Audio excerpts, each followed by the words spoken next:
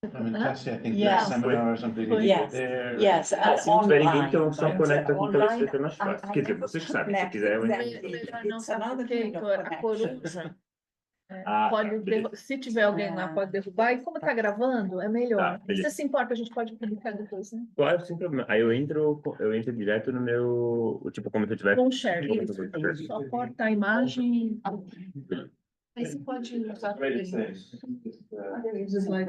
Ah, não, é melhor. Você tem mais controle do. Mas o Sure. mas é médio, não? É um hotel muito simples. Seria duas estrelas, por exemplo. Mas o quarto é muito bom para trabalhar. E para uma aluna. This is what I promised you. Ah, great. Oh, this is something I have to. I tried to call you, but I guess you're out of town. Martin, can I take it with me or Yes, just? for you. That's yours. Okay, thank you. All right. Yeah. Recording in progress. Filho casou com uma polonesa, de origem polonesa, né? Então, a gente estava conversando no papo sobre isso. O Martin tem família toda. Ele nasceu. E aí, meus netos vão ser poloneses. Quer dizer, Eu acho que tem um desses que deve ser mutado, né? Talvez. Não.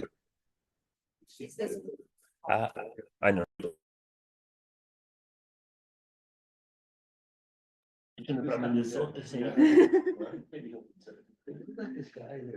bem? Tudo bem? Prazer, Raquel, tudo bem? Hey, morning. So, I think we're pretty.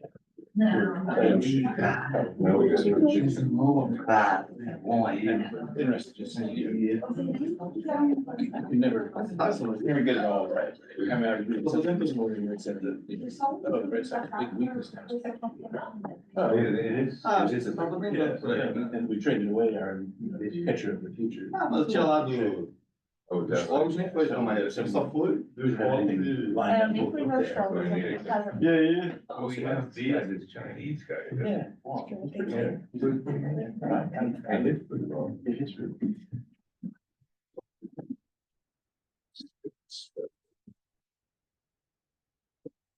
There.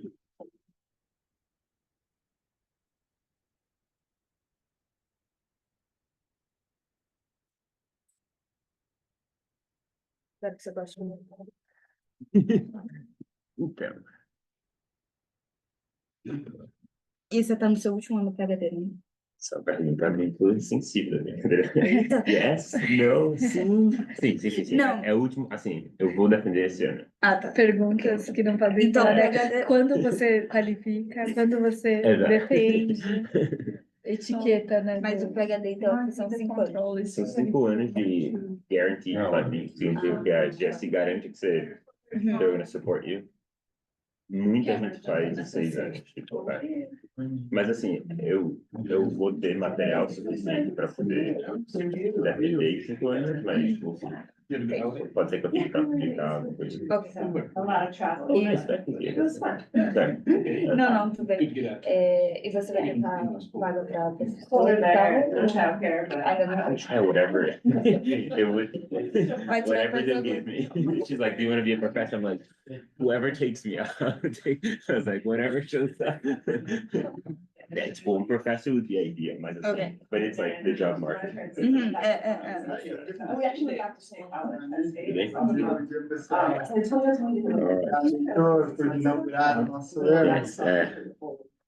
For your own practice. all right, so What did you do for? Mas você sabe o que vai fazer? Ah, dá pra cidade. Aí o loucura que nós estávamos dizendo, você mal chegou, você já tem que começar a pensar em fazer quando você sair. E o ritmo do...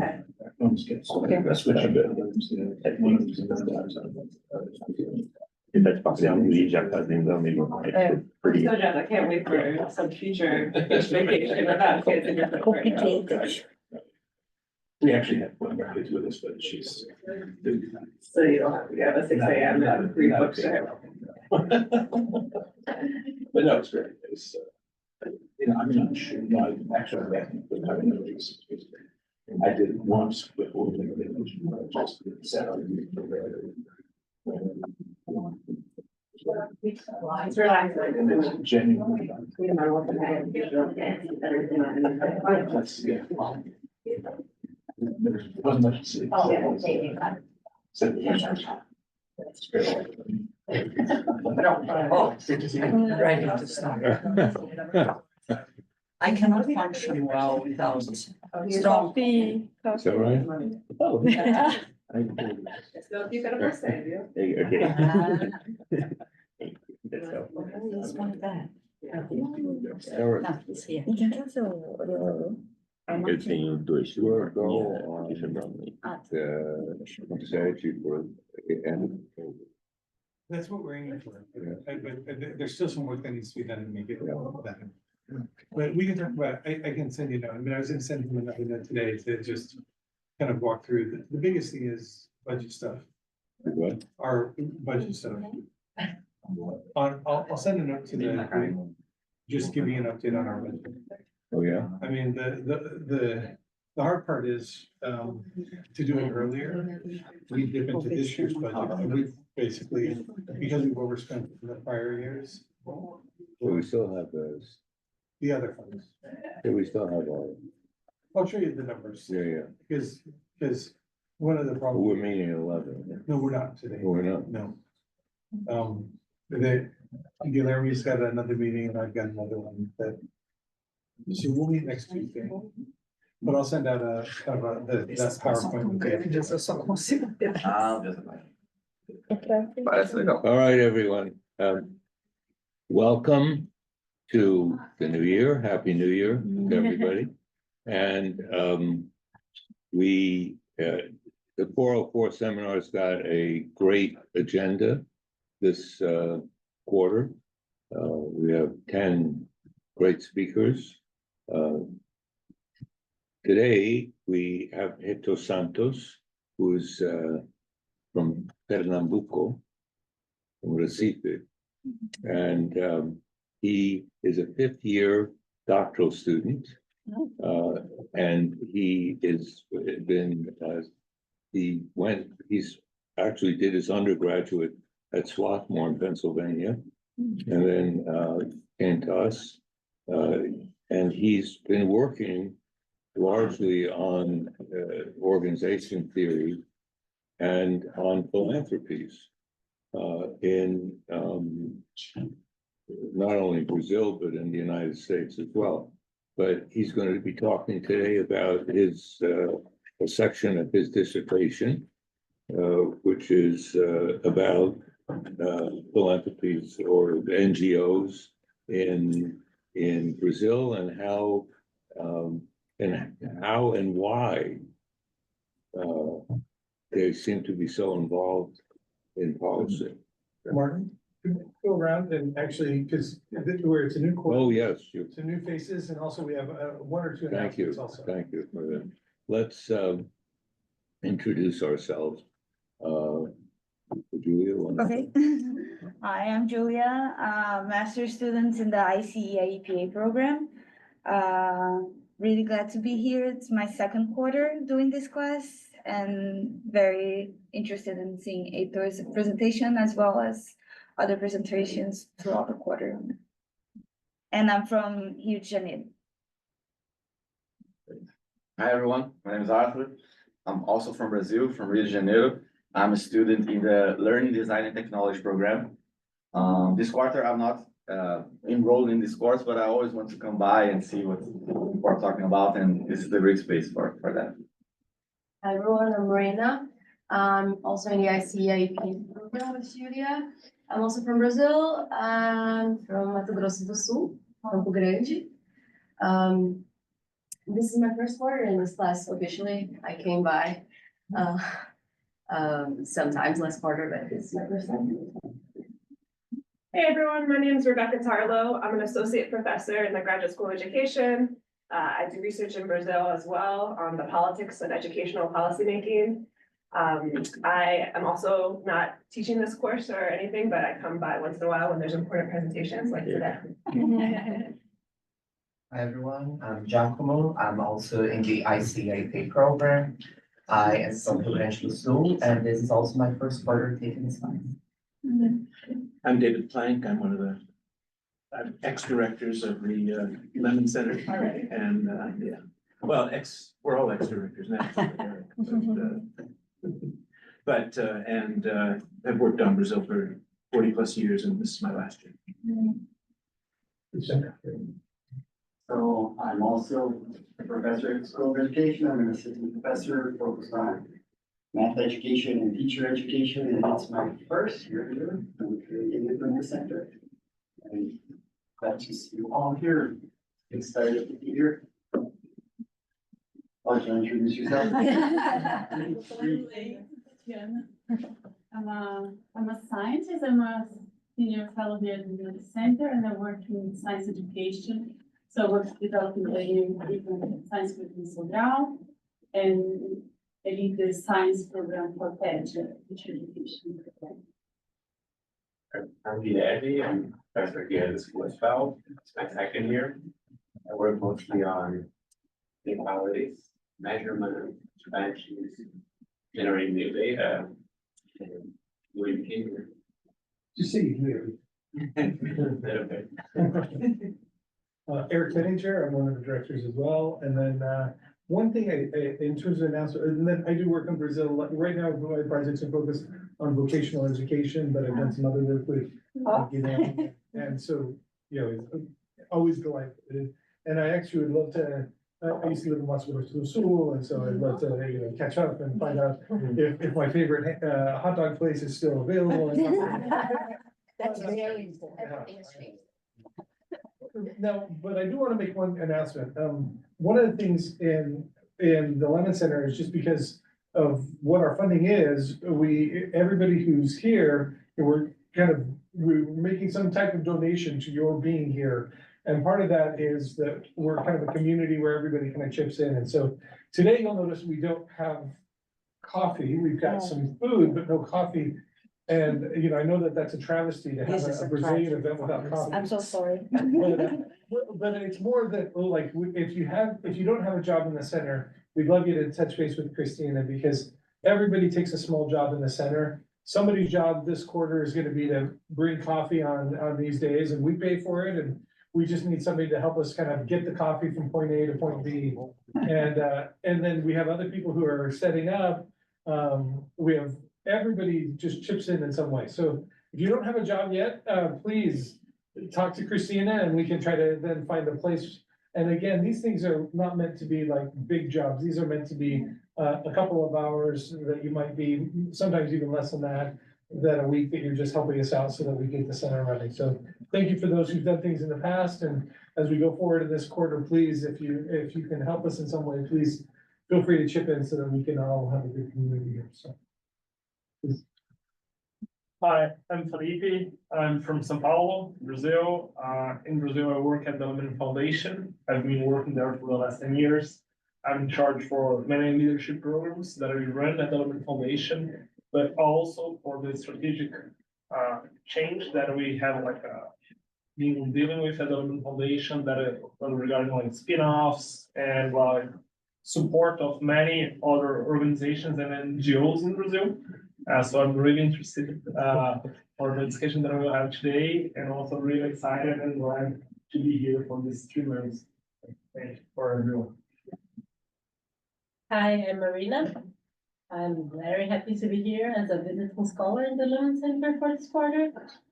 Back in Brazil, I serve as state deputy in São Paulo from Rede Sustentabilidade. I'm on my 2nd term. I took a private license for the 3 months to be here.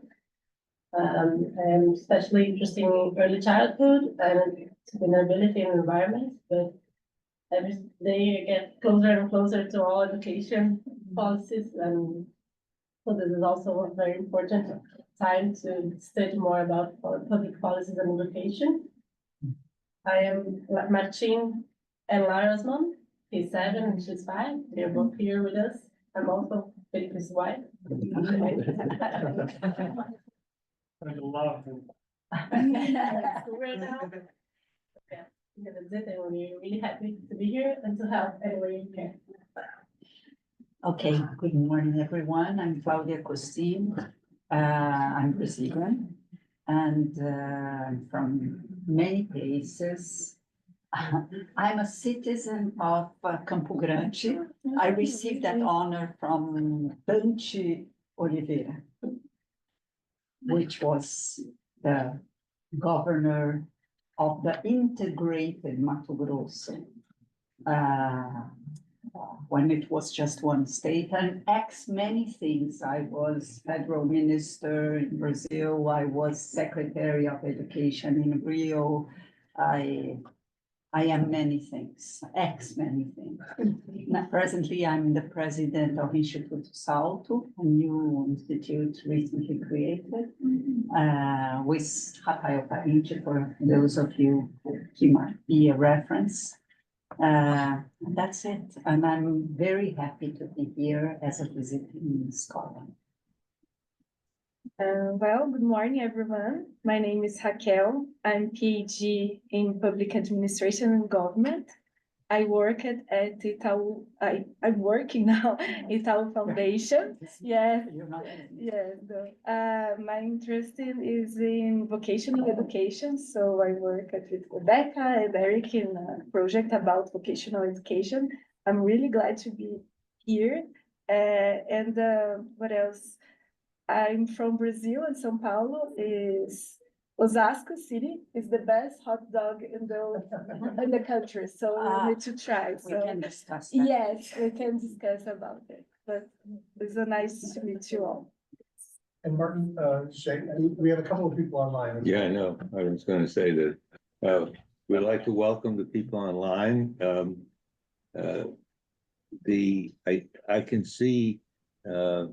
Wow, Jair from Harvard. We have a Harvard person. Yes, hi everyone. I'm Jair from Parceiros da Educação. I am a very proud Stanford alum, and I happen to be now in the small up-and-coming university here in the East Coast. Actually, I have a 1 o'clock. At 1, I have to jump for another class, but I'm happy to see you all and listen to Heitor. And we have another one of our graduates is Felipe Michel Braga. Come, Felipe, introduce yourself. Maybe he went off. Hi, everyone. Oh, here he is. Okay. Good to see you all. Calling from Brazil. I did my master's at Stanford, and I'm actually the president of the State School Boards of Education, the council at the national level. It's good to be with you all. Happy New Year and a nice meeting at this day and the other classes that we will have. And we have our senior fellow, Bob Verheyen, who's are you sitting in Bahia? Sim, Martin, estou aqui na Bahia, Salvador, clima excelente. Eu tenho muito orgulho de ser membro do grupo do Centro Lehman. É prazer estar aqui hoje. Aliás, eu não sei porque todo mundo está falando inglês, porque todos até aqui falam português. Até o Martin fala português. É interessante, eu sou americano, falo português. Okay. So, that's great. I'm Martin Carnoy. I'm also one of the, former directors of the center. And right now, I'm working day and night on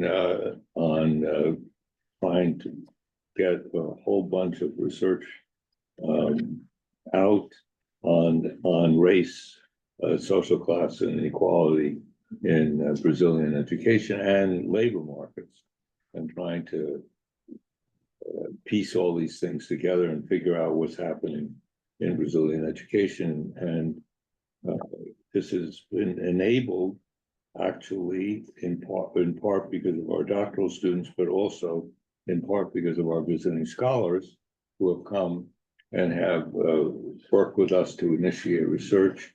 And now we're just trying to pull it all together.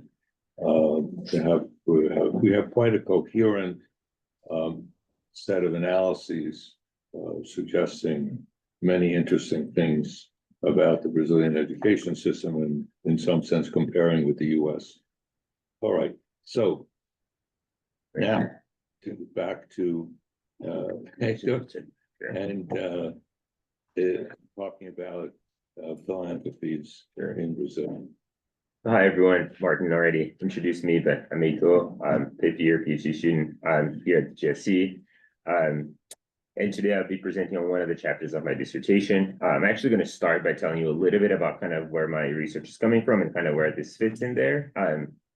This is partly also me practicing kind of talking about the arch of my dissertation. It helps that half of my dissertation committee is sitting in this room, so I'm going to call it half a defense.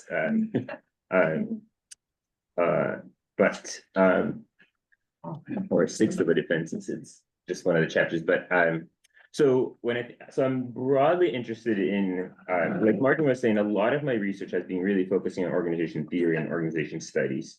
And I mean, just by virtue of being from Brazil, I'm specifically interested in the context of Brazil, but like Latin America in general. But part of the reason why I'm driven in there is not only am I interested in the idea of organization studies, but I've also seen that when you think about education and philanthropy in Brazil, there's a lot of work that has already been done by people like Becky, who have like really been looking more critically at that, at the work of philanthropic organizations. And there's like this room to kind of look at these organizations with a little bit more of an organizational lens. So really kind of trying to understand the feature of those entities. So my organization, my dissertation kind of starts at the global level. So I'm thinking like my first chapter looks at the idea of organizational rationalization among domestic nonprofits. So I look at I have a cross-national data set on nonprofit organizations, and I look at kind of some of the factors that are kind of shaping the degree to which organizations around the globe are showing themselves as kind of organizational actors, so displaying this kind of stronger rationalized identity. Then I go a little down, which is what I'm presenting on today, which is the idea of, so I look at the network level, and I'm looking at specifically then in the case of Brazil, what are some of the factors driving philanthropic organizations towards each other? Why do they collaborate? What are the factors kind of shaping that collaboration? And in the third chapter of my dissertation is really looking at more like at the organization level. So this is drawing more on interviews that I have done and have been doing with organizations, and really trying to understand, when we think about the idea of the relationship between organizations and their environments, what are some of the kind of management practices that are leading them to learn from the environment they're embedded in? So my biggest question is like, how are education and nonprofits in Brazil learning? And so that's to be continued, but there will be a draft of this chapter by the end of this quarter. So the first two are under review already. The third one is in the making. Now, focusing on this paper, oh, and then one thing that I would say before I go in is, because my interest is in this intersection of education and organization studies, sometimes when I pitch this to organizations people, this feels like there's a lot of education there. But if I pitch it to education people, it feels like there might be too much organization theory there. So if you feel a little bit like, where is this going? Like, what are you talking about? I'm partly looking for feedback on that too. And I think specifically this audience, to me, especially knowing there's so many people here and online, have an experience in the kind of philanthropic sector and foundations, really going to help me to understand a little bit about the, almost like a sanity check on like, am I seeing, is this aligned with what you see? Is the kind of quantitative data say what you say? Are there other things about the context of kind of the third side, the nonprofit sector in Brazil that I might be missing? So feel free to interject and kind of ask questions or something. So So the motivation for this paper is coming from this idea that, historically, the organizational literature has always looked at non-state actors in shaping, sorry, did you want to, non-state actors in shaping education reform. So initially we had people talking a lot about companies and how corporations were influencing education reform, but then we saw this expansion of the nonprofit sector. And then as we had like more nonprofits working in education, more people were being like, well, these people might be doing this. People started being concerned about this entire sector that might have been influencing policy, and then there are concerns that have been brought about kind of this idea that there might be kind of policy manipulation happening from the elite perspective. So a lot of this work, a lot of these studies have alluded to this idea of a policy network. And Stephen Ball kind of in London kind of does a lot of work on that, on this idea of them working to collaborate with each other, and they kind of make plans to kind of shape policy in a particular direction. But this is often done at being like, okay, so we have this network that's pushing for this particular policy. So think about Becky's paper, for example, from a few years ago, which is really looking at, okay, so what are the roles of this organization in pushing for the movement for the national learning standards? And what I wanted to come in was this thinking about them as, okay, so what does this say about these organizations? What is driving, but let's look beyond kind of the reform itself, but like what is driving these organizations to work together? And I think because it's part of the way I think, I'm always bringing in also this kind of more skeptical view and being like, well, let's also think like, we're assuming there's a sort of like collusion happening there, but let's actually take a step back, just look at kind of how collaboration happens. Are these collaborations even happen? When you look at a group of people assembled, a group of organizations assembled together, can you call that a policy network or something?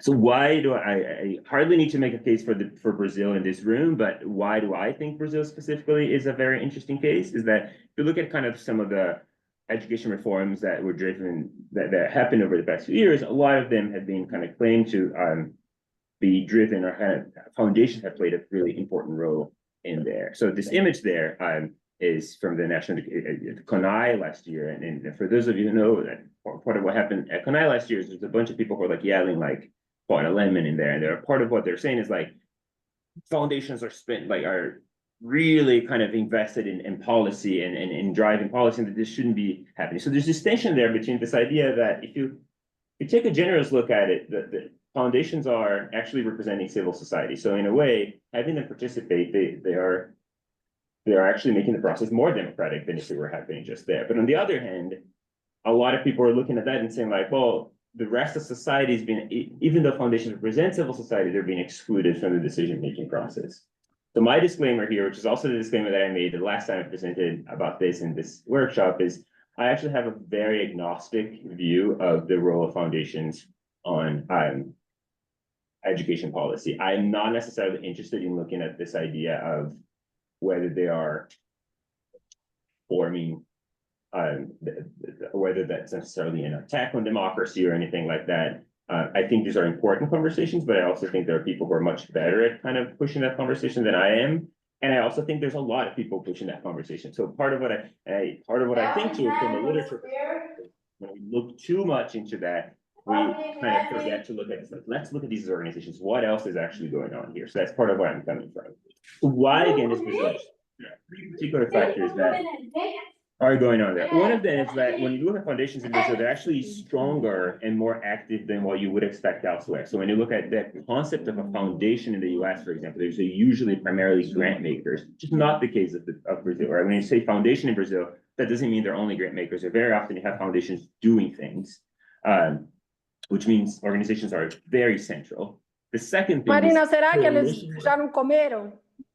Coalition work. So this idea of a networked influence is actually very much part of the language that these organizations have been adopted. So this is coming from Fundação Telefônica Vivo, for example, and they talk about coalition. So there's the coalition do Movimento pela Base, coalition, Profissão Docente, Coalizão Tech, which includes Instituto Natura, CIEB, Imaginable Futures, and MedEdu. So this is happening, and they are perceiving these coalitions to be happening. But also, there's no widespread, unlike the US, where we actually do have a widespread culture of individual philanthropy in the US. Most charitable work in Brazil is not actually being funded by people like me, right? It's actually being funded by big donors like Lemon himself, which means that whenever you look at partnerships between organizations, part of what you're looking at is actually big donors shaping big donors. So the people, when you look at what's driving organizations, like looking at organizations is a lot more about the organization itself and the people funding them than the individuals that might be pushing the smaller individuals, smaller donors that are kind of financing those organizations. Which is partly where this entire tension between whether they represent civil society or not actually comes from. So now there's the organizations part of it coming from, which is like part of the way I analyze this is within what the organization studies literature has called meta organizations. So meta organizations are organizations whose members are actually other organizations. And for those of you who are somewhat familiar with the context of philanthropy in Brazil, most people know kind of GFI, which is this kind of group. GFI from an organizational literature perspective is a meta organization. So it's a formal organization, and the members of it are not people, but they're actually other organizations. So the Lemon Foundation is a member, Instituto Natura is a member of GFI. If you look at their website, like one of the reasons why you should join GFI is that it encourages the formation of partnerships.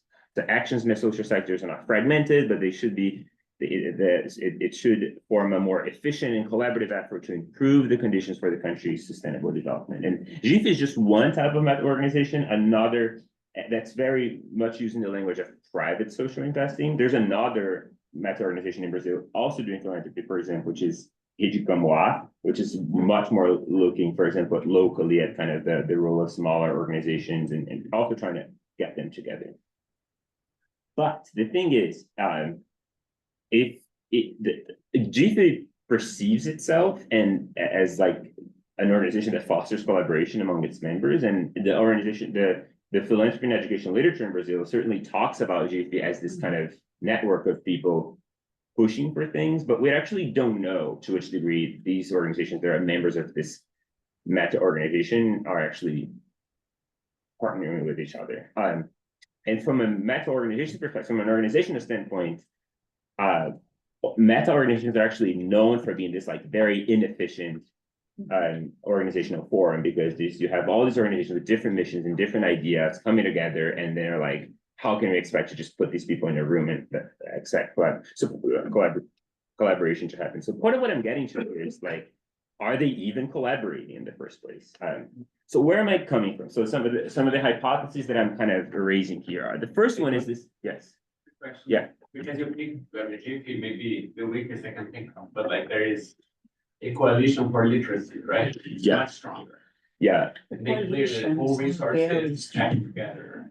Yeah. You do them as the same thing.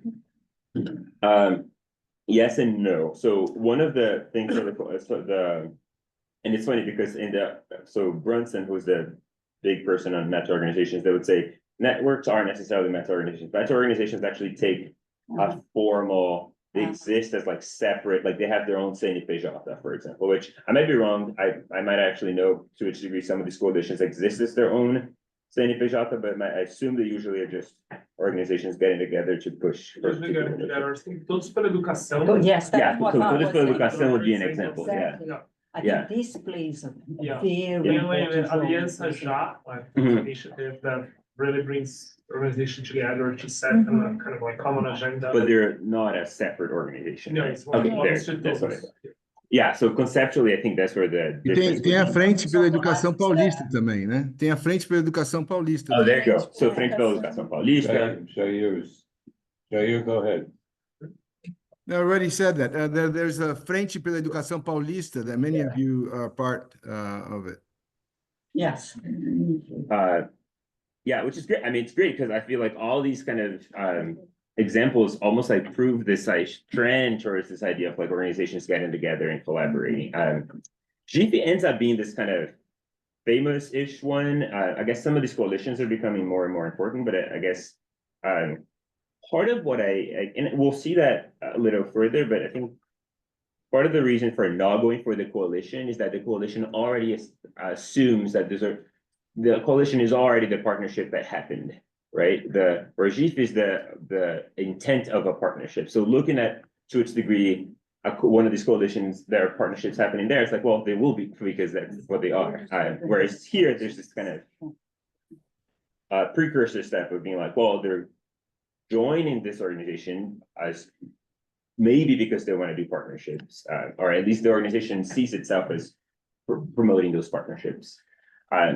Which gets to the first argument, which is this idea of these meta organizations as brokers. So we would expect them, just by nature of what they do, because they define themselves as promoting collaboration, promoting partnerships, to actually have people doing partnerships. And because every year, say the Lemon Foundation has to go there and like pay this kind of small fee to continue renewing its membership with GP, we also understand that the organizations that are part of GP they might be getting something out of it because they're like continuing to join and continue to renew their membership. So the general hypothesis is from the get-go is like we would expect to see in general, like at some baseline tendency for organizations to partner with each other. Which gets us to the next question, which is, okay, so what is actually driving organizations? So when these partnerships do happen, what is actually driving organizations closer to each other? One of them is when you look at the organizations literature, is this idea of governance structure. So the idea of homophily and governance structure level. So you have the family foundation. So you have, Fundação Lemon, some of the founders like Fundação Maria Cecília Souto Vidigal, some of these are founded by a family, and they're usually accountable to that family. Even, I mean, some would argue that even in other places like the Itaú Foundation, the family would still be very present, but in general, there's a family foundation, there's a corporate foundation. So there's like Fundação Telefone Vivo is an example, Instituto 3M is one of the corporate foundations, and there's the independent foundations, which are neither tied to a family or tied to a particular corporation. This is not my definition, this is GIF's definition itself. So I'm really just using the definition that GIF uses to classify its organizations. So what we would expect is to actually see them getting closer to each other. So you would expect the way these organizations were founded kind of shapes the way they're governed. So you would expect that to almost create some sort of trust building. It might drive them more to each other because the people in the family foundations understand how the people in the other family foundations work. So they might be drawing closer to each other, or the corporate foundation people, or also because they have similar structures of accountability within themselves, or governance structures, they might be driven to get closer to each other. So here I'm using this idea of the type of foundation as a proxy for the governance structure of the organization. The second one is actually the idea of the vision of the organization. So, or I'm calling it the theory of change of the organization. So it's also on the homophily side. So it's also on the idea of organizations getting together because they're similar, but it's really not necessarily about their origin or their structure, but really about kind of where they go, they might have all a vision for impacting education, but they might articulate this vision for impacting education differently. And the example I'm thinking here is like there are three, and I'm going to tell you how I did this classification later. There's the advocacy organization, so Foundation, Itaú Foundation, they're really keen on influencing policy. These are there's also some of the local impact-oriented organizations. So so some of those are focused on the Amazon. So we want to do impact on the Amazon. They're not necessarily trying to change Brazil or anything. And there's some of the more entrepreneurship-oriented organizations, which is kind of in the middle between the local and the kind of bigger advocacy groups, in the sense that they're like just trying to promote entrepreneurship, sometimes at the local level, sometimes at the bigger level, but it's a lot more about the development of the individual than the idea of like articulating change for the country as a whole. So the hypothesis there is that organizations with a shared theory of change will be more likely to partner with each other. So advocacy-oriented organizations will partner more with advocacy-oriented organizations, local organizations with local organizations, and entrepreneurship-oriented organizations also. Within that group, though, I would argue that specifically advocacy organizations, even so up to now, the past two arguments have been about organizations that are similar, coming closer to each other. But I would also say that advocacy organizations themselves are more likely to establish partnerships with other organizations. So with any other organization at all, we'll just see them doing more partnerships. So the argument here is that organizations that articulate like broader and like kind of loftier theories of change for the country will naturally be more likely to establish partnerships than organizations articulating a different vision. So you would expect the Lemon Foundation to do more partnerships than you would expect Fundação Amazônia Sustentável, for example. And this is really, again, from the organization's perspective, kind of getting to this idea of this change that we see in the organizations themselves that become more what the literature has called like organizational actors. So they become these actors that are kind of trying to do more and more. So the Lemon Foundation is a good example of that. And again, this is just, if you just look at the annual reports, not like a value judgment or anything. If you look at their 2000 annual reports, part of what they did back then was they had those courses on some kind of management. They had this particular perspective on kind of how to impact education in the country. And they kind of had the school manager course, and they were doing the scholarships to students. These are a little bit more localized. If you look at their 2023 annual reports, these goals are becoming broader, right? So the foundation is saying we want to mobilize networks of organizations and leaders because we want to have collective solutions to address the complex challenges of Brazilian society. So we have organizations that are really trying, you go from like, we want to have local impact to kind of, we want to think big. We want to like really change the country. I had, and for example, if you look at one of the goals that Lemon Foundation is working on right now is like eradicating literacy, right? So it's a much bigger goal than like trying to push for a particular thing. Again, just looking at this from a change and what's going on with the Lemon Foundation is really going on globally, which is chapter 1. It's not just the Lemon Foundation, but we do see a bigger change, like organizations in general are driving in that, are going in that direction.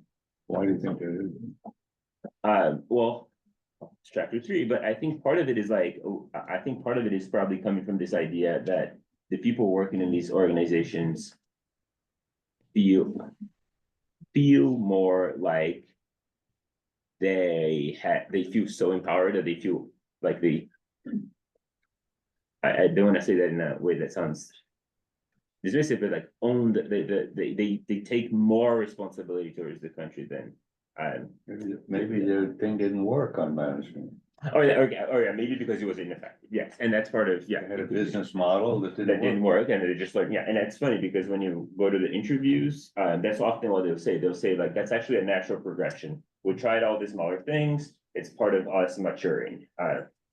So they would say we're now trying to do this because we became more mature as an organization. We learned all these things. We realized that didn't accomplish anything. But I guess too, I think one of the great things about working with Martin is like he's always, especially for someone who's working in organizations, he's always pushing me to think about the state, right? He's like, you're talking too much about organizations. What does it say about the state? So what I think this actually says about the state from the view of these organizations is they used to see themselves as working parallel to the state, and they now see themselves as not necessarily as the state.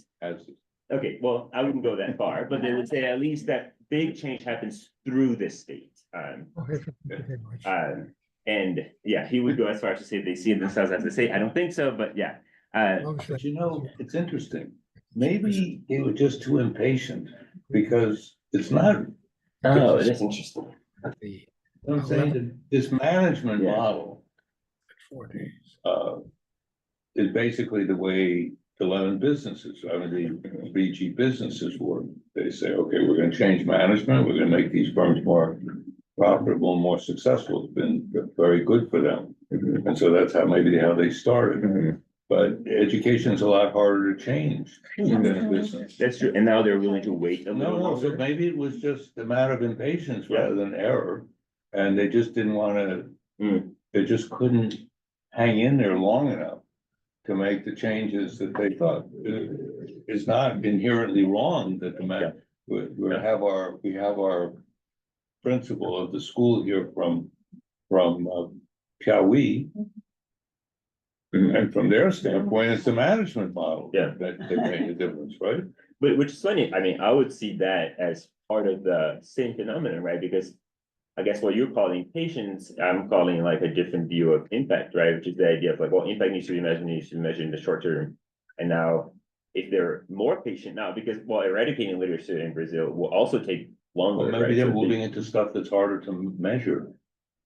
Okay, well, that's interesting. Okay, so you would say that's actually becoming, it's harder to measure and. The harder to measure the outcomes. Okay, that's interesting. So if you go to talk to Instituto Natura people, they will say, and I quote, unless if Brazil doesn't eradicate, I am not happy. I have not fulfilled my goal until Brazil has like eradicated illiteracy. So they will say, so they are willing, so, well, but they are willing to wait though. So they are, I would say that's not, they are measuring, they are measuring by the literacy thing, right? They do have a metric, but that's a hypothesis, but I don't know necessarily. The only thing I would urge you to do is to leave yourself more open to various explanations. Sure, yeah, that's fair, yeah. Which again, I keep hearing not necessarily, that's chapter 3, but it's good to hear, like, that's not, I'm not necessarily trying to explain, I'm trying to understand why they get closer, but that's a good point. And then the final thing is the idea of propinquity, so geographic proximity itself. So just the idea is like organizations will drive closer to each other if they're in the same city or state. And this is coming from 2 different perspectives. One of them is that organizations, they're in the same region, they have the same institutional ecosystem. And this is really drawing on the literature that talks about, if you think about São Paulo, right? So organizations in São Paulo aren't just, so they're in the finance center, but that means that the people who are coming there, they're usually going to FGV, which means they're drawing from the same people, which means they're kind of being educated in a particular way, which means that they're have a particular understanding that kind of facilitates communication. So it's really about what the location of the organization is doing to the people who make the organization. And then the second one is just a more objective thing, which is this idea of, so that's geography, right? But the other one is just geography of the impact. So it could be that they're getting closer because they share the institutional ecosystem, but also because they have shared geography of impact. So two organizations in the Amazon want to impact the Amazon, they're more likely to partner with each other because, well, they care about the Amazon. So they're both there, they have this, and this is, again, getting to the idea of sociology of place, which is the idea how place shapes what organizations do. So the hypothesis 4 is like organizations located in the same geographic area will be more likely to collaborate with each other. So let me just quickly, okay. So how do I do this? I go to the annual reports of the organizations that they publish each year, and I manually, so I get, there's all of GFI. We go to GFI, again, there's about 150, 160 organizations. I get only the ones that are classified as doing some sort of work in education. I go to their websites, I downloaded their annual reports, and then I go to their annual reports, like this is from Instituto Unibanco, this is from Fundação Maria Cecília Souto Vidigal, and then I basically just get, I just write down Fundação Maria Cecília Souto Vidigal, Fundação Maria Cecília Souto Vidigal, Itaú, Fundação, and I just get their partnerships from, and I did that for several years, but the one I'm using here, because the presence of this, the availability of the reports varies, I'm just focusing on 2022 here. But I'm really looking at, well, what are they, who are they partnering with? And then again, what's important here is that I'm really not talking about, and this is coming back to the idea of a meta organization, I'm not necessarily talking about who are they partnering with outside of this network. This is again going back to GC and being like, how are they, what are partnerships amongst themselves kind of driven? So I have a longer list of partnerships from, say, Itaú Foundation, but it only really matters to me here. I reduce it down to the organizations that like are the partnerships that are happening with amongst themselves. Because partly there's this question about to which degree they're partnering with each other within this context, but also because we can talk about it later, but like logistically it would be very difficult to control for everything because then it gets into this infinite thing of collecting data from more and more partners. But so some of the attributes of the organization I'm looking at is, like I said, the organization type, the vision or the theory of change of the organization, the age of the organization, and the location of the organization. So my only control right now is the age of the organization. I'm trying to get measure of size, but I can't quite do that yet because I haven't managed to. Some organizations have the number of staff, others have their endowment of their finances. I can't really get a measure of both, but I'll get to that hopefully. But I wanted to really quickly go over the theory of change. How am I measuring theory of change and how did I get to that? Because type is actually defined by GIFI, but the idea of what the theory of change of the organization is actually something that I attributed to the organization. And part of what I did here is actually I used structural topic modeling, which is like a machine learning technique where you basically, so this is kind of, some people use to get bigger topics from text data. So you basically understand, so that what structural topic modeling does is it looks at a corpus of words and it says, what is the likelihood that these words would come together very often? And then they will say, well, for this, and it will say, well, these words often come very together, like they come together more often than others. So basically what I did is I had a topic model kind of assign those theme topics, and then I looked at the most prevalent topic within the organization, which means, for example, it doesn't mean, for example, the Lemon Foundation wouldn't do local stuff or they wouldn't do entrepreneurial stuff, but that, for example, the advocacy work there is the most prevalent of the other things, or at least, and again, this is actually prevalence in the About Us section. So you go to I went to the About Us section of their website, I copied that text, and I did structural topic modeling there. But I also checked, so just to, for those who do kind of structural topic modeling stuff, this is, for example, what it will look like, right? So the local organizations that kind of, the topics are more likely to show up, the words are most likely to show up in their About Us sections are comunidade, socioambiental, local, investimento, transformação. The entrepreneurship people are talking about tecnologia, investimento, impacto, empreendedorismo, which makes sense. And the advocacy organizations are talking política pública, secretaria, educador, melhoria, ensino. But I still did something extra, which I actually still went to every single one of them and I manually checked that the assignment was appropriate. So these are just some examples. So for example, if you go to the Instituto 3M, part of the reason why it was allocated as entrepreneurship, it says, we're focused on training our future generations for entrepreneurship. Andrea and Lucia Maggi, they specifically say that they want to impact the reduce inequality in the groups and people in situations of socioeconomic vulnerability in territories where the Fundação Andrea and Lucia Maggi can fulfill its mission. It's actually a lot more local. And they're located in Cuiabá and they carry out projects in that region. So for technical purposes, what matters is I ran both. So I actually did make changes from the structured topic modeling to my own manual thing. But if you run the model with both, it doesn't change the kind of significance of the results. So this is what the actual partnership network looks like, which is the isolates are organizations that are just like not partnering with anyone. The orange are the advocacy organizations. The yellow are the local organizations, and the ones in gray are the entrepreneurship organizations. So the most obvious finding there is that there's a bunch of partnerships that are just not happening, right? Most of the organizations are actually just not partnering with each other at all. And yet, I guess if you look at people who are partnering with each other, so this is a closer look at the main components of that kind of central thing. People who are really there, highly integrated, are people like Itaú Foundation, Lemon Foundation, Natura Institute, Peninsula Institute, Fundação Telefônica Viva. It's actually the advocacy organizations.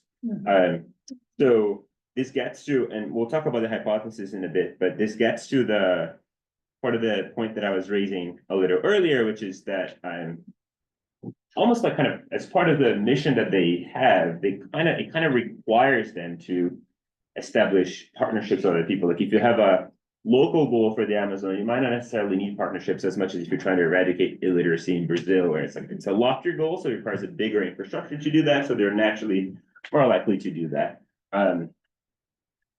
So from a model's perspective, so the edges is basically I'm not gonna focus too much on the numbers because, but Sorry, do you have it over time too, how the partnerships, so this is like a multi time? I do, so I do have the data, but I couldn't do overtime as much because since the annual reports weren't available for all organizations, they would kind of drop a bunch of them. So it's like, so for example, one example is the B3 Social, which was really just started in 2019. So if I go back, I end up dropping them, which means they need to be dropped from all the models. I did do though, one thing that I did to run this model was I still ran, so there's two models when you do network analysis. You could do a temporal one, which is really looking from how it changes over time. And I did, which I couldn't do because it would drop the isolates.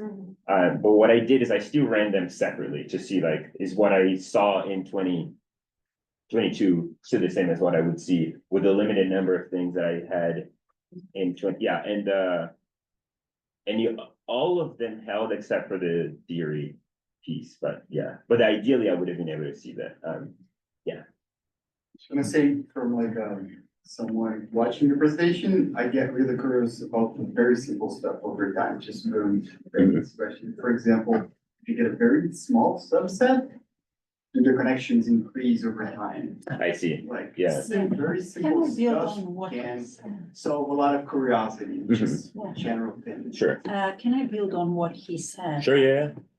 2022 was 1 year Mhm. after 2 years of school closures.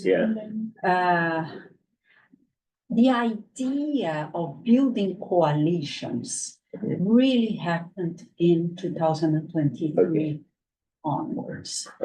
And so I think if we don't speak about the role of Todos pela Educação in putting together these organizations that you listed and some additional ones, GIF has a very feeble role in all this that we are discussing, but Todos has had, especially starting by the end of 22, but going onwards. I'm a member of the board of many of those organizations. It started building up in 2023.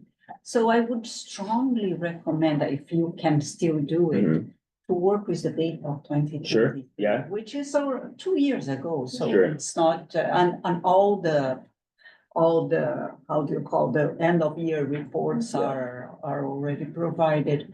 And there, it's something amazing. I get calls from all over Latin America, begging to tell them how it was built, the strategy of working, making organizations work together. I was one of the founders of Todos pela Educação. I saw the beginning of Instituto Unibanco and many of those institutes. They were competing for a while. And it was not GIF that put them together. It was Todos that put everybody together. Instituto, a Fundação Telefônica Viva, I'm a member of the board as well. Peninsula Institute, I'm a member as well. Natura. They started working together mostly later. Sure. Yeah, no, I think I love that. And I think one of the interesting things about what you say, so this is partly what I get to. So one of the ways I try to get to that is in my third chapter, where when I interviews, I try to ask them like, can you please tell me how this changed over time? I was like, you didn't always talk about this. So I actually felt, I mean, this is great. And I have the data, so I could use it and add it to try to tell that story. Quantitatively, it's a little bit less convincing, but I feel like I definitely want to get to that, which is like, at what point did that happen? Who is and what is the role of people like to do some ethnographic work, Yeah. and I will be 2 months here. Yeah, if no, you want absolutely, to do- yeah. I mean, can I, it's like since 2016, I've been leading the strategic partnership team of the Lumen Sure. Foundation, so kind of like was Sure. really in the build of Yeah. many alliances, coalitions, etc. So literacy Sure. alliance, so kind of. Yes, no, I would love to this- kind of, this perspective from our side. Yeah. And something that I think that what has mostly changed from my perspective is not the number of alliances or partnerships, but the relevance of these alliances and partnerships inside the organization. So for example, 7 years ago, I think our budget that was spent on alliances and coalitions was really small.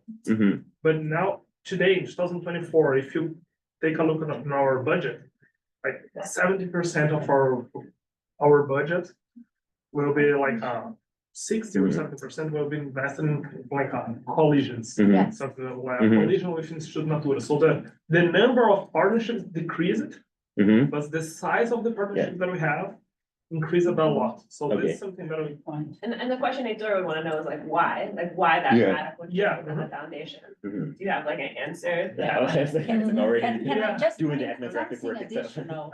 talk to Davisad. Oh, I talked to him. So he was the person I was quoting when I was talking about the, Amazing. yeah, I did On talk to him. focusing a little bit more, putting more in less thing, more Yeah. money in less things and having a strategic Yeah. view.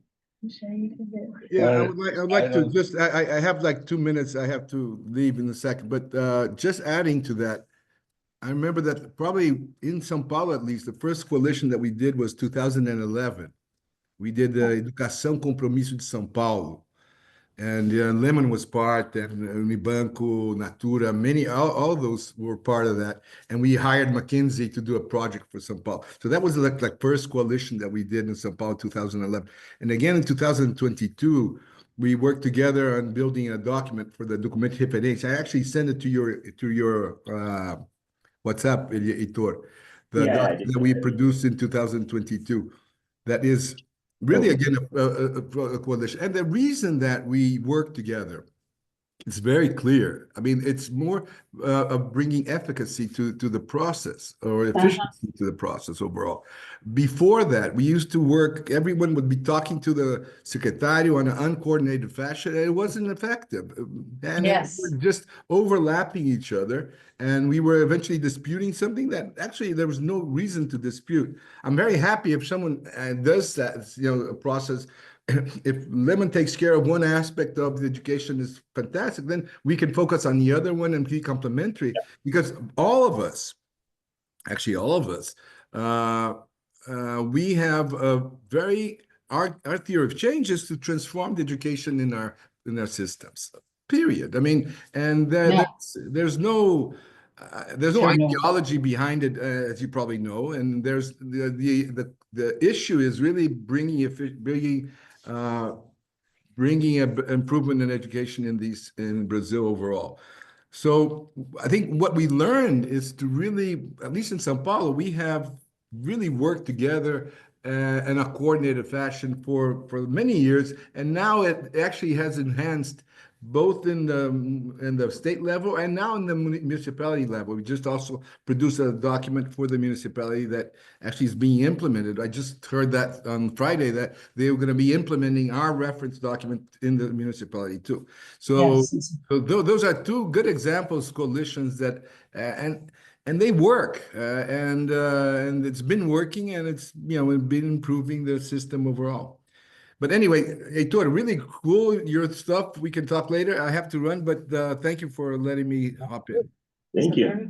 See, I would ask the following question to these organizations.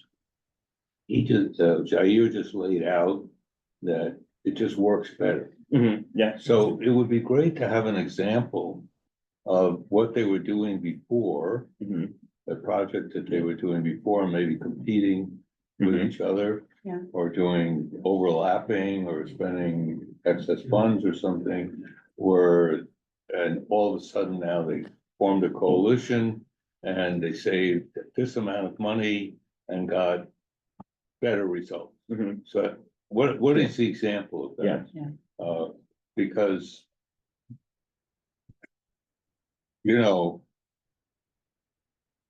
forming a coalition sounds good, but it also doesn't necessarily, and maybe everybody feels better about it, maybe there's less overlap, but if you have reasonably small success in both cases, then you might be saving money, it might be more cost effective, but it would be good to have some really concrete examples, because all this is very vague. Sure, yeah. We got together and we're much more efficient. Sure, yeah. Yeah. Show me the money, show me the Just- results, show me the difference. Yeah. Just one small comment on what Jair said. He had an incredible role in São Paulo. He's focused in São Paulo. And when I was mentioning todos, I was referring to Brazil overall. But Jair was fighting for consistency and putting the organizations together, focusing on learning for all, which is something Todos has also been doing for Brazil, but Brazil is so diverse, but he has been the one struggling to build it, and it worked. Yeah. It improved learning, and it is improving. Sure. Well, did it improve learning more than learning improved in Brazil as a whole? Learning improved in Brazil as a whole. So the question is. How much? No, did Is Sao improved. Paulo No, make no, I gains say, the relative question to is- somebody else that didn't do much? Yeah, You know, so, I mean, you can think of cases, but, yeah. I mean. It's very, very important for him to. Say, have concrete examples, because this is all very vague. Yeah, I think. I'm not even sure why this happened. I mean, I don't think anybody here has answered Deborah's question. I think for my, so this is to be Rebecca's continued, yeah, which is like kind of at what point. but, Making up names. I think what I've gotten so far is a mixture of, it's actually a lot of what, so, but Todos por Educação is definitely something that has come up a lot, especially with their mandala, right, when they have their kind of, which is really kind of at the, so if you want to take a very critical look at it, you could call it the partition of Africa, but it's not, but it's like, it's really like them being like, these are the people who are going to focus on early childhood, these are the people who are going to focus on literacy and everything, but that's kind of, at least it has come up like that. But also this idea, when you say, for example, like, oh, Jair Ribeiro, so Davi Saad, for example, part of the way he would describe this is he would say, well, actually, there's a bunch of us who are like getting together, and like we realized we actually needed more meaning. There's a sense that the people who are running these organizations needed to feel like they didn't feel like they were accomplishing as much, or so almost like there's this person who was running it who was feeling like they wanted to be more like they wanted the impact of they wanted more meaning in the work that they were doing, which is part of why they were leaving the finance to the third sector, and also part of why they wanted to change the way things were done in nonprofits, because they were looking at that, they weren't able to measure the impact of so all of that's to say, what I'm finding is exactly along the lines of what you're saying. It's really individuals getting together and being like, sitting in rooms like this and being like, I'm not quite happy with what we're getting. Individuals from these organizations, perhaps outside of organizations like GFI, doing that, which is precisely where I think one of my biggest findings from this paper is like GFI, like what you're calling GFI a feeble organization. That's exactly kind of part of what I'm getting to. It really doesn't accomplish much. Like, despite the fact that it thinks of itself as well. It really doesn't. And actually, perhaps I could actually skip to the hypotheses, just to kind of go really quickly over that, because then we get to the discussion part. So the hypothesis one, we do see kind of a very low propensity for partnerships to happen, which is what you could see from the image. Governance structure, so being a family foundation or a corporate foundation doesn't really play a role in whether they partner with each other or not. Their vision for education does. And yes, advocacy organizations are more likely to establish partnerships with each other, and then geographic proximity also plays a role in that. Yes.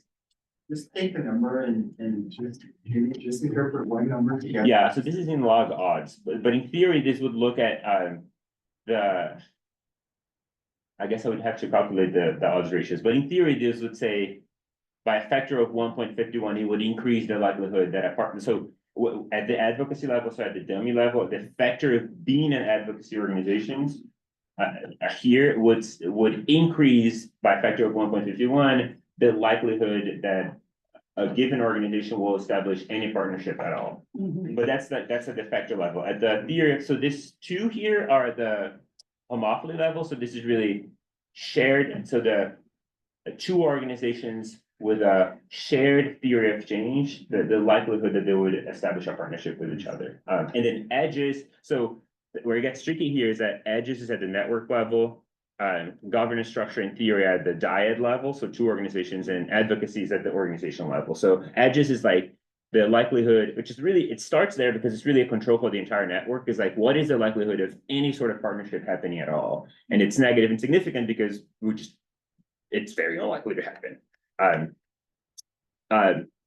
Yes. Just, my only worry is that the theory of change is your subjective interpretation of each organization's theory of change, right? Because Yeah. theory of change is sort of that's not a objective category, that's your subjective interpretation. And my only worry is it possible that organizations that collaborate more use similar language to describe like what they're doing? I and see. Therefore, I it's see. predicting Like more organizational Yeah. collaboration. I mean, just something to think about. No, Like, that's put it, it yeah. in parentheses, No, yeah. but it's just, No, I think that's a good point. I think my initial, so there are two really quick things about that. One of them is try to be as objective as possible with the whole, do this structure top-end modeling, so don't do that myself, and then go back and check. My initial reaction is that from my perspective, and maybe I'm too much of a sociologist in that sense, it's all a discourse. So whether they are talking about it, the fact that there's very little, if that one organization is using an advocacy language or doing advocacy stuff, it always goes back and forth. So the fact that they do it in itself is like almost sufficient, but that's a good point. But I think her point is different, it's basically not that the theory of change is fixed, and then you see, well, given the theory I of change, see. it could be that collaborating changes the theory. Like that's the outcome, right? Like if and then already, that's why yeah. you see like most of the. Yeah, I see. Like the theory of change comes as a result of the partnership, not as a. Yes. And then it's Yeah. I Yeah, can put in parentheses to think about. Yeah, no, but that's a good point. Do these organizations partner with each other and have different views of what the best policies are? So, I would say not, but like Are in general. there organizations that have very different views about what the best way to accomplish, let's say, literacy? Yeah. And The they don't Coalizão. partner or they do partner? Yeah, so that's the example that is in the paper, is like the Coalizão Nacional, they just don't partner with any of these people. But they have a different view. Yeah, I mean, yeah, these are the people who are leading, the people who are very critical of any of the nonprofit work. It's like Coalizão Nacional pelo Direito à Educação? Pelo Direito à Educação. No, this is another. Yeah, exactly. No, yeah, so that's the example he's saying of It's like. not for literacy. Yeah, so they're not necessarily going in that direction at all, or Very even just the linked idea. to the unions. Yeah, there you go. So they have a The very unions. linked to the. They are, unions. they are an organization. They're the anti-GT, Yeah. for example. The So teachers they're are in partner with union, any trade of these union. people. And they're, But that's a different question too, right? Because I think what Martin's asking is whether within the coalition there are disagreements, or does everybody just Oh, I sing from the see, I same see, book I see. and, get along great? Oh, that's a good Because question. That's a good obviously there's a question. left wing in Brazil that is very hostile to, Yeah. to the groups you're talking about. Yeah, But that doesn't answer, if I I'm see. interpreting you right, Martin. that well, I doesn't mean, answer that's your question. interesting also, but yes, you're right. The question was, do these organizations come together and sort of hash it out? Or do they come together because they agree? Mhm. And they're just saying, well, we don't want to be doing the same I can be thing. naive, Hmm? but having seen how it began and seeing it now, they agree. They mostly agree. I think there was a process of learning from each So other. is there any chance that they're wrong? Yeah, yes, there are chances. And so the agreement is actually dysfunctional rather than It's functional? very difficult to say because I'm part of the process. When you are within a process. Yeah, but it's you're a very thoughtful person. I mean, Yeah. because I what- don't think they are wrong. I think Well- they are pushing for changes that can only be achieved through some fights. And those fights are difficult to be won, if I can say it candidly. And for governments, one issue in education is doing the right thing. In a context like the Brazilian one and some of Latin American, it doesn't give the politicians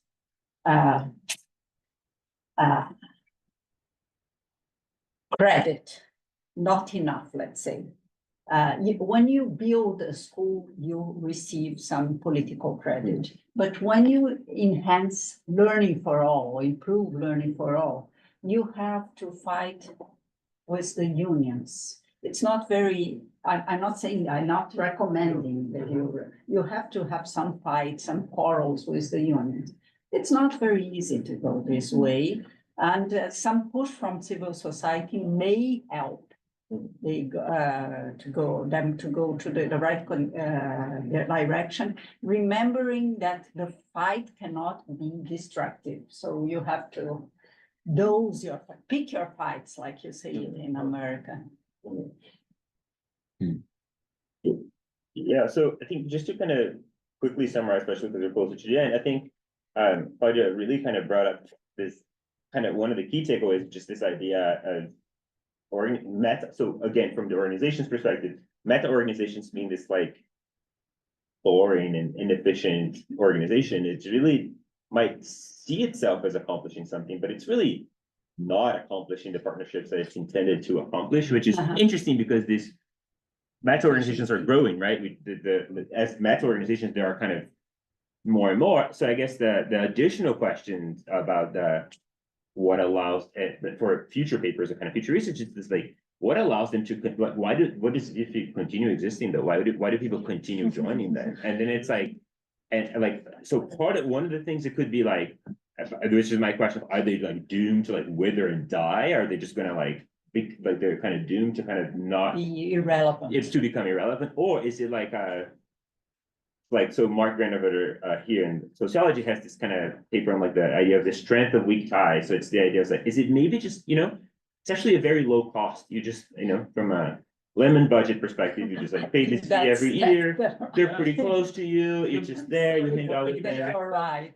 Yeah.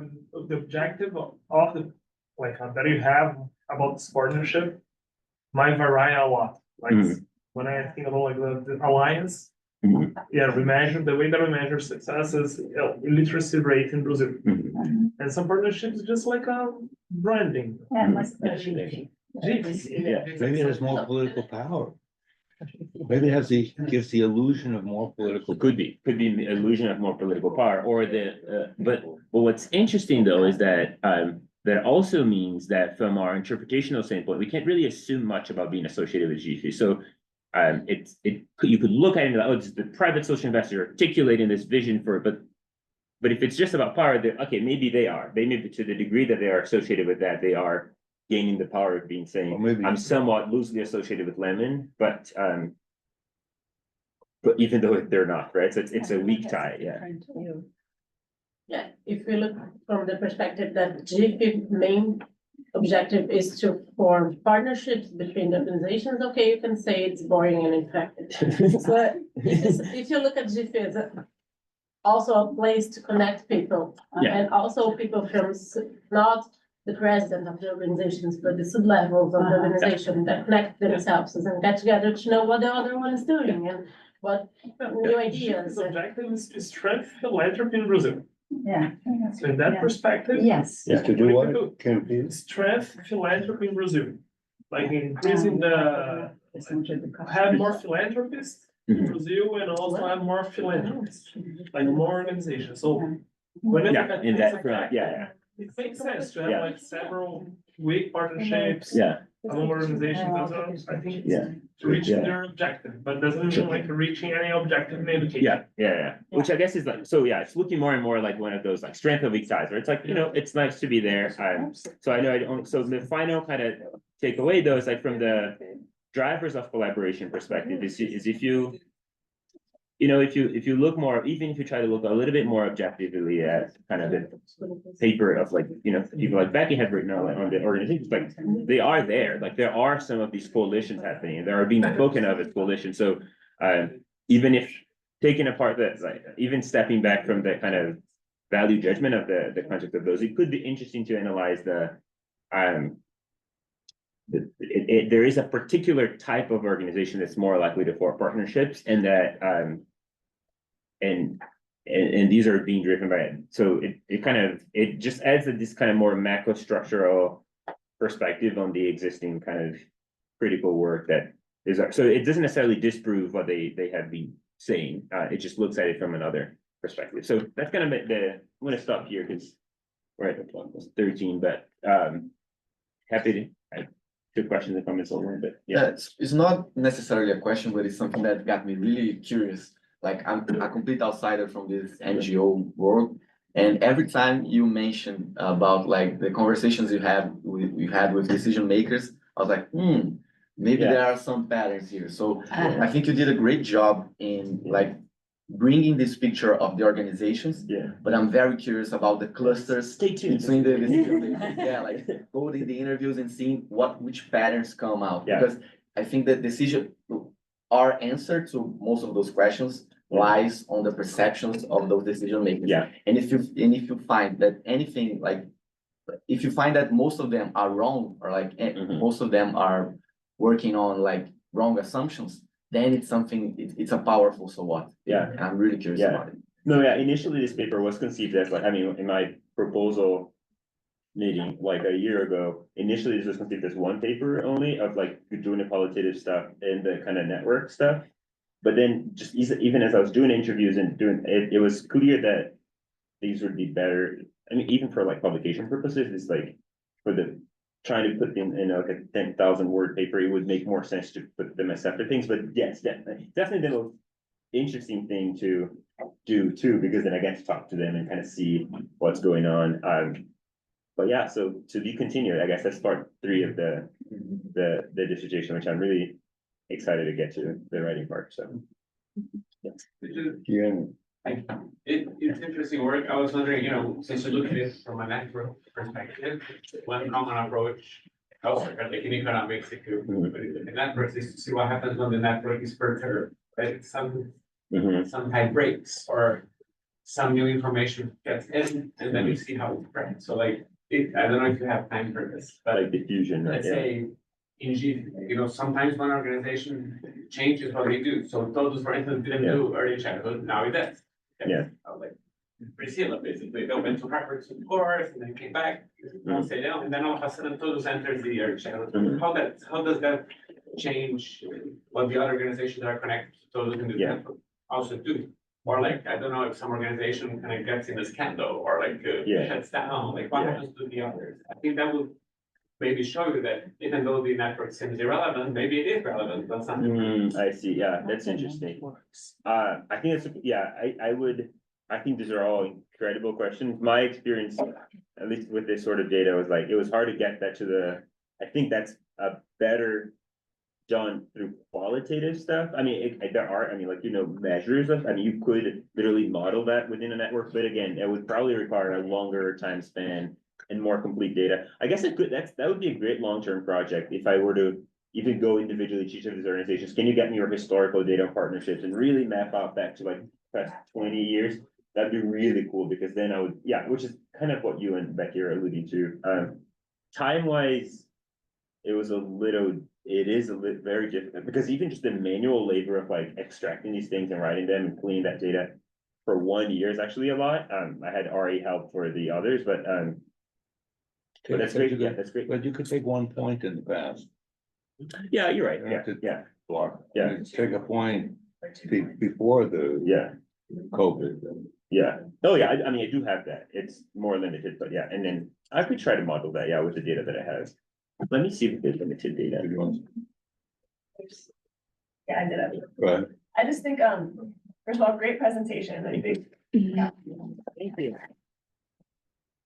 I think, like with this group here, we're getting kind of into the micro weeds of Brazil, but when you present to other audiences, like first they're gonna say, well, like you sort of made two arguments that are contradictory. You said Brazil is different than the rest of the world.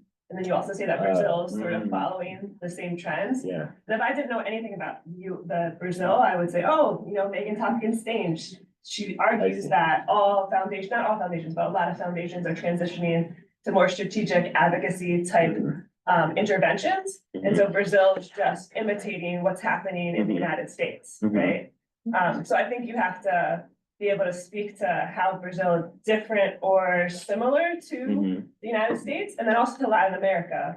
Because I heard some presentations last CIS comparing foundations in Brazil to Argentina, and they're incredibly different than networks in the way they work. And so I think you're gonna have to get out of the weeds of Brazil and just try to say, how does this compare to both other Latin American countries over time and to the United States to show us what's at stake with what you're finding. Thank you. Yeah, that's very helpful. And on that, please talk to Davi again, because he was Instituto Natura the company is going to Argentina, I think in Colombia as well, and Instituto Natura is following them. And so he's starting to operate in Argentina. I operate with 2 foundations in Argentina as well.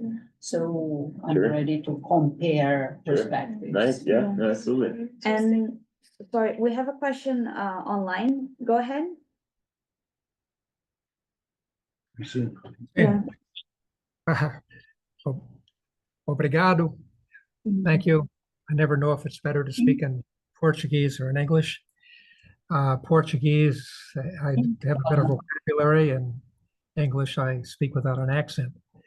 I can't resist pointing out that in 4 days, I'll be celebrating 48 years at the Federal University of Bahia, which is nothing compared to you, Martin, at Stanford, but it's still a long time.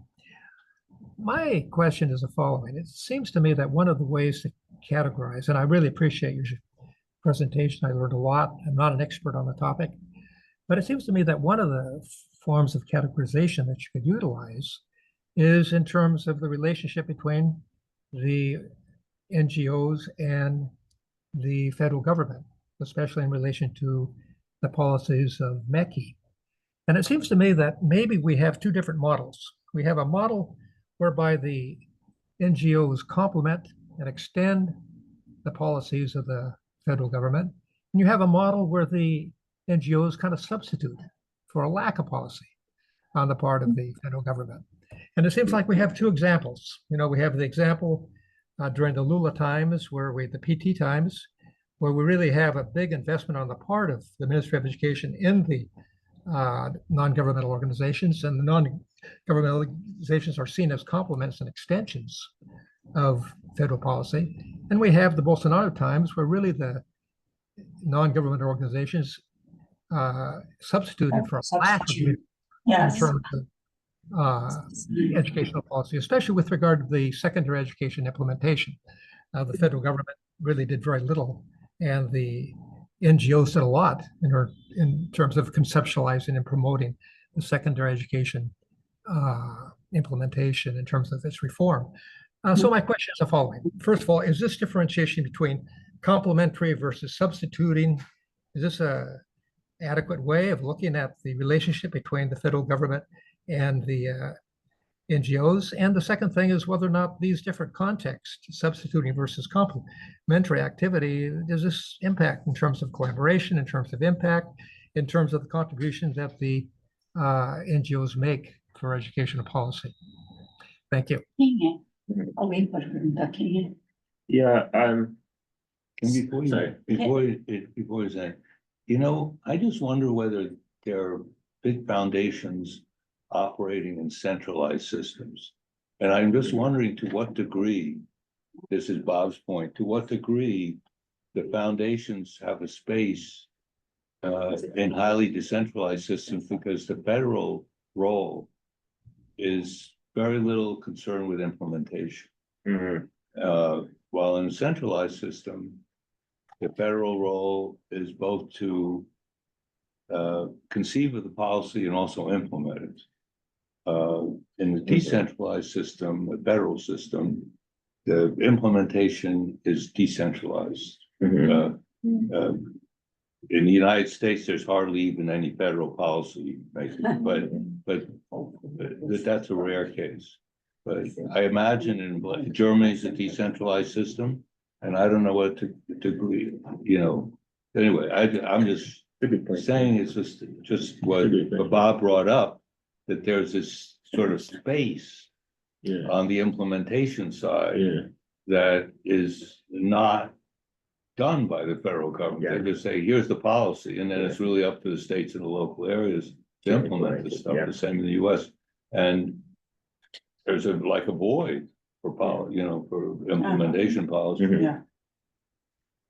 Yeah, no, that's a good point. That'd be a great thing to investigate. I know the only thing I know about that is from the context of like the Middle East, because I remember when I was trying to do a comparative paper looking at like Qatar and the UAE, or the foundation, but it's kind of tricky because this really goes on the authoritarian side. So really like Yeah. the nonprofit and the government are the same thing. Same thing, It's the yeah. same foundation. It's like the family running the countries, the family that owns it's the name of it. So You sit on the board of the Yes, I car, you see. can The tell. oh, you do. Oh, there you go. So there's no difference, right? I guess in those cases. The mother of the owner of the company. Oh, there you go. So it's like it's the same thing, which is, but I guess that's not what you're quite saying, right? It's like it's an intermediary step between the decentralized and the ultra centralized thing. But that's interesting. Yeah, I want to investigate that. But I think many of the foundations have put themselves in the implementation space, right? I mean, Unibanco certainly has, Sony Grange has. I mean, they have their sort of partner states as well as partner organizations, you know, where they work with specific. But even Lemon Foundation now with their literacy. Yeah. The literacy is up to the states and the municipalities. I mean, you could just say everybody has to be literate from the federal government and you can give money for it, but the fact is the implementation is local. Same with the curriculum. Right? Lemon intervened very heavily in the implementation of the BASI. Yes. Working. That's with exactly. municipalities. That's right. So they got the federal policy, but then they complemented that. That's with exactly right. Action at the. This would not happen in France. No. Yes. In France, All right. the federal government makes a policy, everybody has to implement it, and it's implemented The by the goal federal is government. saying, you have to teach, I want to know Yeah. everything that is being Right. taught on each day. It's not decentralized. So I'm just, maybe that's the whole issue. Maybe France would be a great comparative case, but I'm just like kind of looking, that's a better example than just like going as far as the Middle East to kind of see what's the real foundations there. Yeah. China doesn't have any, China's not a federal system. It's it is very vast. It's not a federal system and I don't think it has any foundations and it does, but they don't do anything in China. But India's loaded with foundations. Yeah. This is helpful. Yeah, this is cool. I just want to come back to a question that Martin raised earlier, which the evolution of the missions of these foundations. And it seemed to me when we were talking about it, it's a familiar story in organization theory. I mean, there's the old story of the March of Dimes, right? That it was created to eliminate childhood polio, right? I see. And they succeeded. So what did they do? They wrap up and say, mission accomplished? No, they said, no, our mission is to deal with childhood diseases, right? So they could keep going and they made the mission larger in order to sort of enable themselves to do more things and continue raising money. Yeah. And I think that's what you see with the foundations as well, as they start with these little things and they say, oh, we could do that. But the mission statement, you can tell me if I'm wrong, but I think the mission of the Lemon Foundation now is Mudar Brazil. Yeah. That goes forever, right? Yeah. That's infinite, Yeah, it's right? infinite, So yeah. you are going to be important forever. Yeah. Because and anything you do Yeah. serves that mission. Yeah. So I think this is a natural evolution in organizations, Yeah. not just in foundations. But in this case, David, starting with the management, it isn't like they solve management in school. But you don't have to solve anything, you just make the problem. it's bigger. just about surviving, It's the right? March Yeah. of Dimes cases that Yeah, they actually solve the something. problem. Imagine that. No, I think you're absolutely right. And yes, and I think they would say, which is funny because when they talk about that, they talk about this maturing, I guess they would frame it as a maturing process, but I guess it's that, right? I guess part of how you frame it is almost like a survival thing. I think the interesting thing though, and this is just like throwing stuff out there too, is like, Fernando actually was the one who brought it up in a chat later, which is like, you still have places like Bradesco, who's been like doing the same thing, not trying to over massive budget and they're still funding. So they fund schools in kind of like poor areas of Brazil. They've been doing this for like They have a huge budget. a massive budget. They just keep doing that again and again and again. So there are those. They're having an effect. Well, it depends on how you got from a layman foundation perspective, I guess, no, because like it's smaller schools, right? But from their perspective, yes, I mean, they changed this local community. They kind of give high quality education. They just pump tons of money in the local. My mom actually used to be a teacher at one of these local schools and then they super funded, and then they're not doing any of the advocacy stuff. Yeah. They still have tons of money, it's not, and they still survive, so it's kind of, there's, I mean, but again, maybe the exceptions prove the Hey, rule, listen, right? people, Which is people like have, very- this is a great discussion, but people have to leave, so. Yes. Thank you. The discussion can continue, Yes. but as far as people leaving, if you have something to do, you're gonna be. But thank you for your incredible feedback. People came late. Yeah. Yes, let's introduce them so people can. Jana? Só falar oi, como é que vocês, 30 segundos. Eu sou Jana, coordenadora pedagógica da Rede Estadual da Bahia, moro na Chapada Diamantina. Eu brinco que se você colocar o dedo no mapa no centro, é do mapa da Bahia onde eu moro, Ceará. Eu fui formadora de professores na área de alfabetização, passei durante 15 anos com a Emília Ferreira, Mita Castelo, Cláudia Molinari, em parceria com a Universidade de La Plata. Mas o meu trabalho, baseado muito em Emília, é de escuta ao estudante. Como escuta ao estudante, confere a ele dignidade para que ele possa ter as melhores condições de aprender. E essa é a minha trajetória. Então, eu sou o Darkson, sou do Piauí, nasci e moro na cidade de Cocal dos Alves, sou diretor de escola pública da rede estadual, do Sérgio Agostinho Brandão, é uma escola que fica numa região de BH baixo, e há 21 anos a gente consegue transformar a sociedade local através da educação pública de qualidade, levar as pessoas que vivem da agricultura de subsistência, que vivem numa vida simples, para a faculdade, que eles possam acreditar que, independente do lugar que eles vivem, da condição social, tendo uma educação pública de qualidade, eles podem mudar de vida. E a gente tem conseguido nos frutos. Sou português e inglês. Bom, vou continuar em português, como começamos. But I can speak in English to confirm. You understand Portuguese? Português, fine, ok. Eu sou Marcília Gombata, eu sou jornalista no Brasil e também professora e pesquisadora. Trabalho num jornal que se chama Valor Econômico. Ele é bem focado em economia e negócios, e eu trabalho numa editoria que se chama Brasil, que engloba a macroeconomia e todos os assuntos de política pública, então é tudo. E eu sempre tento tentar lembrar aos leitores, que é um público muito específico, empresários muito ricos do Brasil e agentes do mercado financeiro e do mercado, agentes econômicos em geral, sobre qual é o país onde eles vivem, porque às vezes acho que eles se esquecem que a gente vive num país muito rico, mas a renda média, mas muito, muito desigual, e certamente a realidade de 90% ou mais das pessoas do Brasil não é a realidade dessas pessoas que leem o jornal. Então eu tento mostrar tanto desigualdades educacionais, quanto fazer matérias sobre políticas sociais. Algumas das matérias que eu mais gosto de fazer é entrar numa comunidade, numa favela, conversar com as pessoas, mostrar como essas pessoas estão vivendo. Os recortes e temas vão variando. Na minha vida acadêmica, eu estudo América Latina, democracia e autoritarismo, e aqui eu quero desenvolver uma pesquisa e tentar entender qual o papel ou qual é o efeito dessas clivagens educacionais na polarização e retrocesso democrático no Brasil, Argentina e Chile. É um desdobramento de uma pesquisa de pós-doutorado que eu fiz na USP no Brasil. Estou como visitante, também meu nome é Marcelo, eu faço mestrado na PEN de Assis, na Filadélfia. Estou passando aqui a semana com vocês. No Brasil, anteriormente, eu era diretor de uma rede de escolas, em uma pessoa na Paraíba, no grupo Salta, ex-Eleva.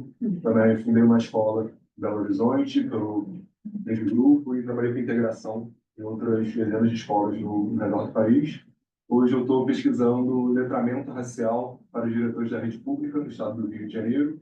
É uma das pesquisas que estão em andamento lá na PEN, mas também estou interessado em como as tecnologias emergentes podem colaborar com a promoção da equidade dentro das escolas, especialmente no sistema público. All right. Thank you all very much. Thank you. Thank you. Thank you. Thank you, Bob. Thank you, Felipe and Michelle. Thank you. Bye-bye. Hi, nice to have you here, Felipe.